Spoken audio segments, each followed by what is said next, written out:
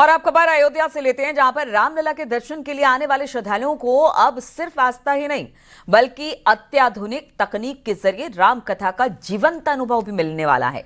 अंतर्राष्ट्रीय रामकथा संग्रहालय का स्वरूप अब पूरी तरह से बदलने जा रहा है। रामकथा संग्रहालय अब आधुनिक तकनीक से लैस होकर देश दुनिया के श्रद्धालुओं के लिए नया आकर्षण बनने वाला है। सबसे खास बात यह है कि यहां विश्व की पहली ऐसी 7D टेक्नोलॉजी आधारित गैलरी तैयार की जा रही है, जहां दर्शक केवल रामकथा देखने के लिए नहीं बल्कि राम के जीवन पर आधारित प्रसंगों को महसूस भी करेंगे। सूत्रों के मुताबिक संग्रहालय का काम अब अपने अंतिम चरण में पहुंच चुका है। पूरे विश्व में पहली बार अंतर्राष्ट्रीय रामकथा संग्रहालय ही एक ऐसी संस्था बनने वाली है जहां की पहली बार 7D टेक्नोलॉजी से एक वीथिका का निर्माण हो रहा है।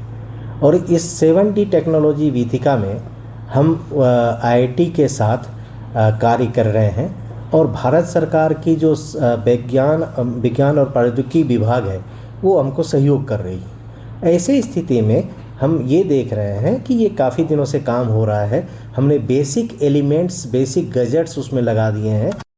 भगवान राम की नगरी में दुनिया का पहला 7D टेक्नोलॉजी से भगवान राम के जीवन वृत्त पर आधारित प्रसंगों का प्रसारण शुरू होगा, जिसको लेकर अंतर्राष्ट्रीय रामकथा संग्रहालय में सारी तैयारियां पूरी कर ली गई हैं। रामायण वीथिका के प्रसंग को तैयार कर लिया गया और जल्द ही राम भक्तों को समर्पित होगा। राम मंदिर ट्रस्ट के सहयोग से IIT मद्रास के वैज्ञानिकों ने पूरे दुनिया का पहला 7D वीथिका के जरिए ये गैलरी होगी, जिसमें लोगों के बैठने के बाद राम के जीवन पर आधारित जो प्रसंग होंगे उसको जब वो देखेंगे तो उनको ये महसूस होगा कि वो वहाँ मौजूद हैं और अपनी खुली आंखों से उसको देख रहे हैं।